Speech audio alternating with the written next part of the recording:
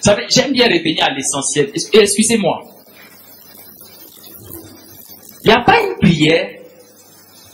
Il n'y a pas une prière qui fait sur le bébé que j'ai fait venir tout à l'heure. Va faire de lui un vieux de 70 ans. Quand je dis le miracle, il est intelligent, c'est-à-dire que le miracle obéit à deux catégories de lois. Les lois de la création et les lois de la vie. Les lois de la création sont telles que un homme, c'est celui qui sort d'une femme. Donc, si vous voulez jeûner 150 jours, prier sur un chien pour que l'homme sorte, ça ne sortira jamais. Vous serez bête de chercher à faire une prière comme ça. Parce qu'elle est contraire aux lois de la création. La création établie. L'homme, c'est celui qui sort de la femme.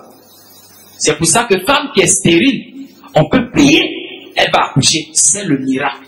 Parce que le miracle, c'est activer la loi de la création ou bien les lois de la vie.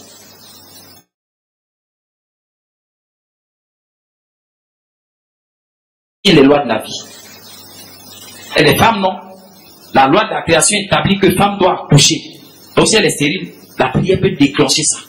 Et puis elle accouche. Mais si tu fais ça sur chien, si tu fais ça sur garçon, ça veut dire que tu es tellement loin que tu veux prier pour qu'un garçon accouche. C'est sorcellerie que tu veux faire, c'est pas miracle que tu cherches. Alléluia. Donc des fois, par ignorance, c'est pour ça que quand vous regardez dans toute la Bible, le Seigneur dit, mon peuple meurt par ignorance, parce qu'il ne connaît pas.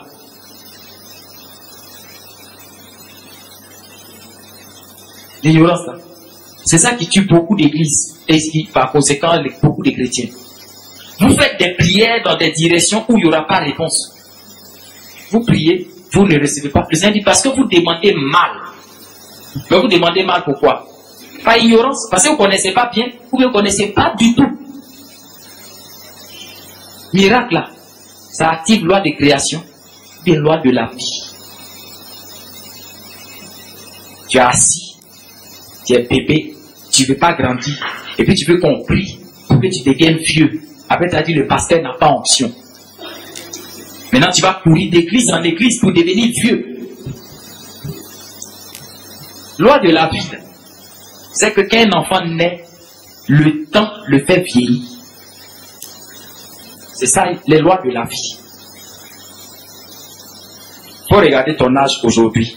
Il faut mettre 5 ans dessus. Imagine ce que tu vas devenir dans 5 ans. Tu veux pas, tu auras vieilli. Ça là, il n'y a pas de miracle. Loi de la vie. Amen. Maintenant, quand Caleb et Josué, dans leur âge avancé, nourrissent l'envie de conquérir des terres qui étaient leur promesse. Ils ont dit, Dieu, tu nous as promis, hein, on ne peut pas mourir sans avoir pris ce que tu nous as donné. Dieu renouvelle leur force. Alléluia. C'est un miracle. Amen.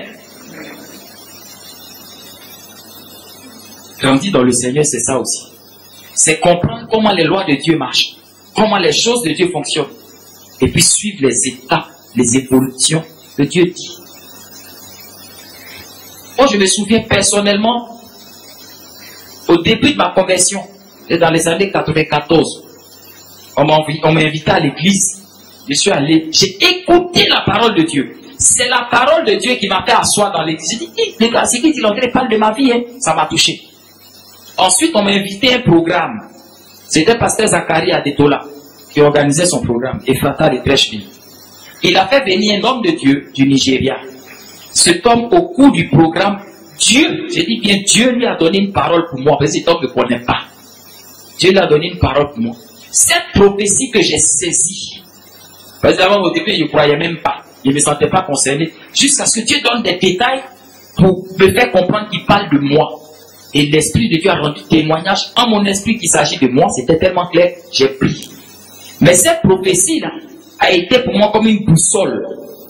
C'est par cette prophétie que j'ai pris des décisions pour rester sur la voie de Dieu.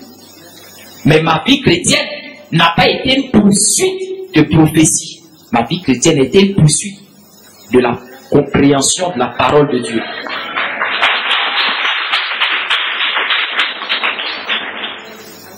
Plus j'ai recherché la parole de Dieu, et plus j'ai vu des miracles dans ma vie. Je peux compter prophéties sur ma vie. Très peu.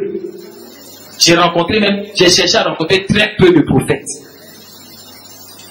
Au début, Dieu vous donnera la prophétie là, elle vient pour vous consoler, elle vient pour vous orienter, elle vient pour vous exhorter, elle vient pour vous faire connaître quelque chose que vous ne connaissez pas.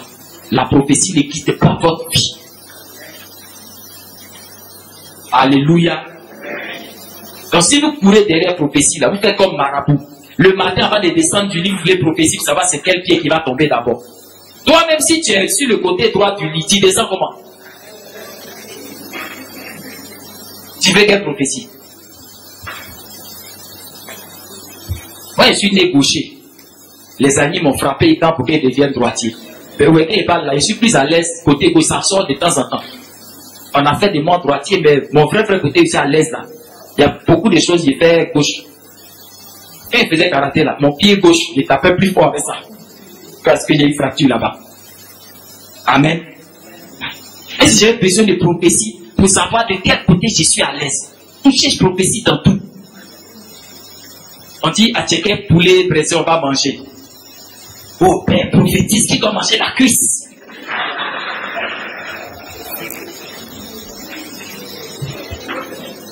Tu as habit dans le placard. Tu veux prophétie pour savoir quel habit tu dois porter. Dis à ton voisin, grandis un peu. Alléluia. Revenez, écoutez, quand on vient à l'église pour écouter ce que Dieu dit, pour comprendre comment on marche avec Dieu, et puis on grandit avec ça. Bon, il y a 20 ans qu'a prêché Bartimée, il était aveugle. Les gens ne voulaient pas qu'il voit Jésus, il a vu Jésus, Jésus a dit, bon, il est guéri, il voit. La première leçon que tu as tirée, c'est que si on ne voit pas, Dieu peut nous faire voir. Amen.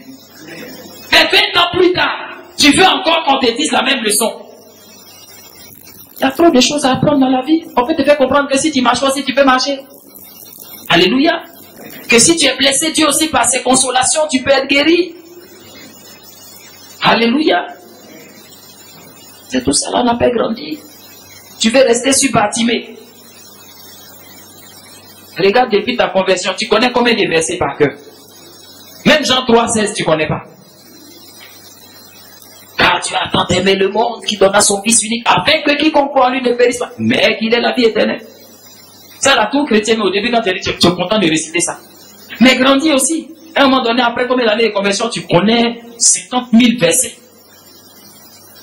C'est ça, grandis aussi. Je vois les yeux qui... c'est bébé. Cette année, mémorisation des versets, ça fait partie des programmes.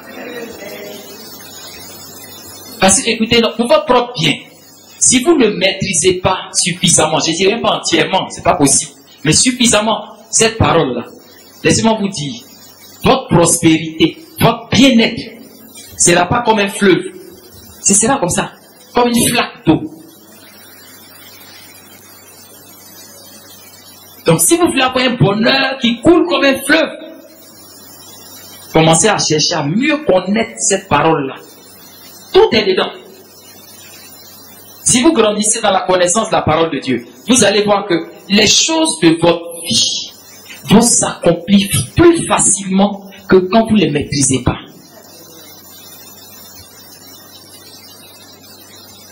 Gloire à Dieu. Fouillez bien dans vos vies. Les gens qui courent beaucoup chez prophètes là, ils n'ont qu'à venir témoigner, vrai. Il y a combien de changements qualitatifs qui sont accomplis dans leur vie? Combien? Combien? Jésus a pris 3 ans et demi. En 3 ans et demi, avant de guérir, les gens ils parlent. Ils parlent. Il leur fait comprendre les choses de la vie. Gloire à Dieu. J'aime bien cet aveugle. Regardez. Je parlais de Bartimée. Et des fois. Il y a plusieurs aveugles dans la Bible que Dieu a guéris. N'est-ce pas? Pour la plupart, il leur disait, je veux que tu vois. Vois. N'est-ce pas? Vois. Et il y a celui-là particulièrement, le Seigneur dit viens. Il prend la boue, il prend la terre d'abord, il met la salive là-dedans, il en fait de la boue, il lui met sur les yeux, il dit va te laver, va laver tes yeux. Et après, cet aveugle, il voit. Amen. Gloire à Dieu. C'est un miracle. C'est un miracle. Mais pourquoi ce miracle-là, le chemin est différent des autres? Pourquoi il ne lui dit pas vois? Il est aveugle comme les autres. Vois. Il ne dit pas vois. Il fait un chemin qui est bizarre. Pourquoi il le fait ainsi? Vous savez pourquoi il le fait ainsi?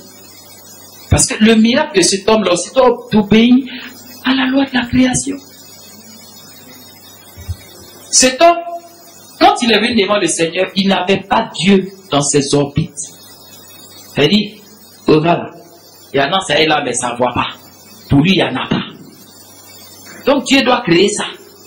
Ensuite, pour que ça voit. Il va créer ça comment? La création, c'est fait avec la terre. Donc il a pris terre, Adam, rouge. Il a mis d'abord aux yeux là. Et puis il dit, va te laver. L'eau doit mettre vie dessus. Et puis ça va s'ouvrir. Ça s'est ouvert.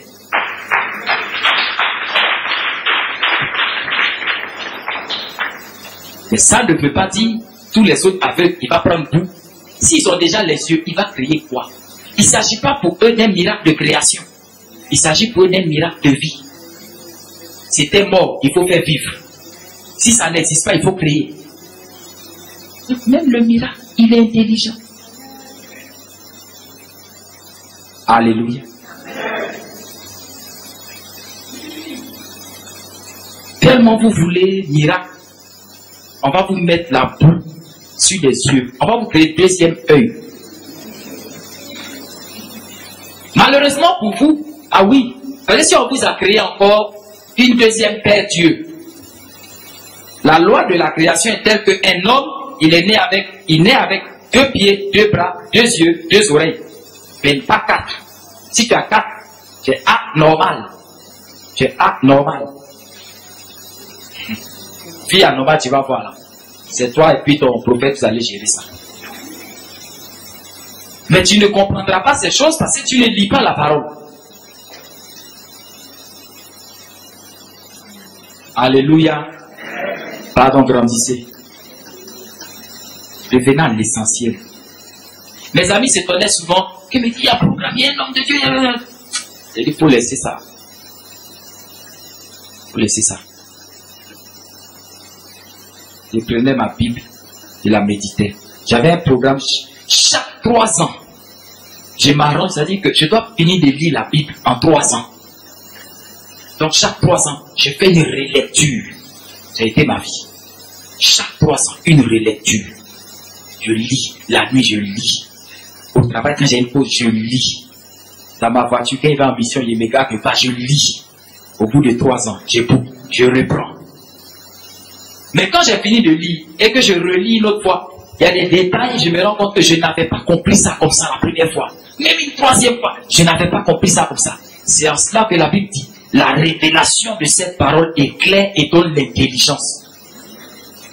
Quand tu vas lire une première fois, il y a une famille là, les frères étaient jaloux de leur frère, ils l'ont jeté dans tout, ils voulaient le tuer. Il s'appelle Joseph, tu retiens l'histoire. Viens relire encore une autre fois. Tu vas comprendre que derrière l'histoire, il y a un principe spirituel qui est tel que même si les hommes t'abandonnent, Dieu est avec toi. Alléluia. Tu vas relire une autre fois, tu te rendras compte que tu n'avais pas vu comme ça. En fait, Dieu lui a parlé. Mais quand Dieu lui a parlé, même les gens qui voulaient tuer n'ont pas pu. Ils l'ont envoyé en prison, la prison n'a pas arrêté ce que Dieu a dit. Ce que Dieu a dit, c'est accompli parfaitement. Donc quand Dieu dit une chose, la pluie, le vent, le feu, le tonnerre, ça ne peut pas arrêter. 3e lecture. Alléluia. C'est ça qui est dedans.